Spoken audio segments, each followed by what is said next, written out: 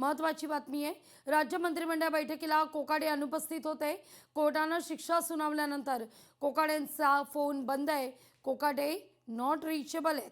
मंत्री माणिकराव कोकाटे हायकोर्टात जाण्याच्या तयारीत आहेत। कोकाटेंना हायकोर्टाकडून दिलासा मिळतो का, याकडे सगळ्यांचंच लक्ष असेल। अधिक माहिती घेऊया आपले प्रतिनिधी चेतन ननावरे यांच्याकडून। चेतन, हे तर गृहीतच होतं की माणिकराव कोकाटे आज कॅबिनेटला दांडी मारतील, पण तसं चित्र सुद्धा दिसलेलं आहे। कॅबिनेटला अनुपस्थित राहिलेले आहेत कोकाटे, पण सध्या कोकाटे कुठे आहेत हा सवाल उपस्थित होत असताना कोकाटे हायकोर्टात जाण्याच्या तयारीत असल्याचं देखील कळतंय। लाखनी खात्रीलायक सूत्रांची माहिती आहे की आता आमदारकी आणि पर्यायाने मंत्रिपद वाचवण्यासाठी माणिकराव कोकाटे आता न्यायालयीन लढाई लढण्याचा प्रयत्न करत आहेत आणि उच्च न्यायालयामध्ये लवकरच त्यांच्याकडून या संदर्भातील या शिक्षेला स्थगिती देण्यासाठी अर्ज दाखल करण्यात येत आहे आणि याच संदर्भातील सगळी जमवाजमव करण्यासाठी आज कोकाटे आहेत ते मंत्रिमंडळाच्या बैठकीत दिसून आले नाहीत। दरम्यान दुसरीकडे आता कॅबिनेट बैठक संपल्यानंतर मुख्यमंत्री आणि दोन्ही मुख्यमंत्री आहेत म्हणजे देवेंद्र फडणवीस, एकनाथ शिंदे आणि अजित पवार या तिन्ही नेत्यांमध्ये बंद दरआड चर्चा सुरू आहे।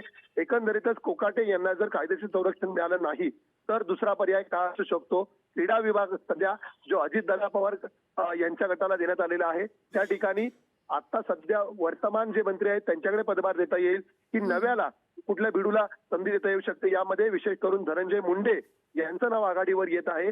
परिणामी आता या संदर्भातील अंतिम निर्णय या तीनही नेत्यांच्या बैठकीत घेतला जाईल। मात्र तत्पूर्वी कोकाटे यांना न्यायालयीन संरक्षण मिळतंय का किंवा जर न्यायालयीन संरक्षण दिलं नाही तर पुढचा निर्णय काय असेल या संदर्भातील खलबतं सुरू आहेत।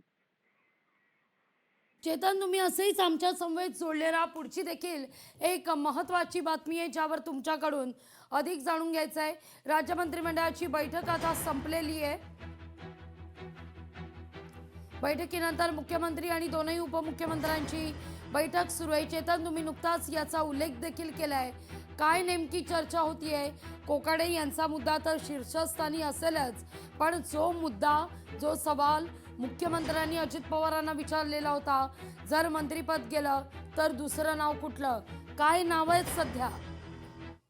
निश्चितच सध्या कोकाटेंच्या याच निर्णयावरती दोनही उपमुख्यमंत्री आणि मुख्यमंत्री या तिघा नेत्यांमध्ये चर्चा सुरू आहे।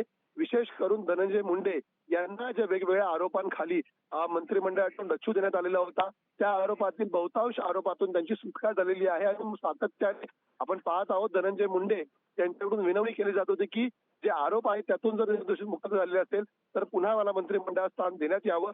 आणि याच धर्तीवरती आता कोकाटेंना दिलेल्या शिक्षेमुळे त्यांचं मंत्रिपद गेल्यावरती राष्ट्रवादीकडे पुन्हा एकदा आता धनंजय मुंडे यांच्या पुनर्वसनाची एक संधी त्यांना मिळालेली आहे। त्यामुळे आता कोकाटेंना जर उच्च न्यायालय संरक्षण दिलं नाही तर मात्र मुंडेंची वर्णी पुन्हा एकदा मंत्रिमंडळात लागेल अशी शक्यता वर्तवली जाते।